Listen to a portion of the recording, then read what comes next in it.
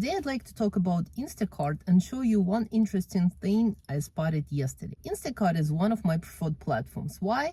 Because in 2025, it's one of few platforms which actually have orders. In current economic situation in states, Instacart versus DoorDash and Uber Eats, I would say will have more chances to have orders. People still order groceries versus just fancy food from the restaurants. I think that Instacart has more potential for making money versus DoorDash and Uber Eats. And again, that is just from my perspective, and that is true for my area. So what I'm trying to show you here is that Instacart is trying to make both clients and drivers happy. Look at this order. First, I spotted this order Friday evening, and of course, as you see, it's no tip order. No normal drivers will ever accept that type of order, especially for that payout, unless it's a promo.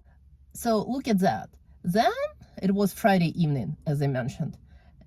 And then Saturday morning, I saw the same order again. That was for the first time when I saw same order for 2 days. Instacart started to raise the price. When it reached a certain level, of course, it was making sense to accept this order with no tip order, because Instacart raised the price that drivers actually will make money doing that. That's why I think that Instacart honestly cares about drivers and honestly cares about clients. If you're a new driver and thinking to join gig economy, I recommend to multi-app, as I mentioned that in all my videos. I recommend to be a part-time driver, and also always sign up with referral codes from somebody in your area, or in general with referral code.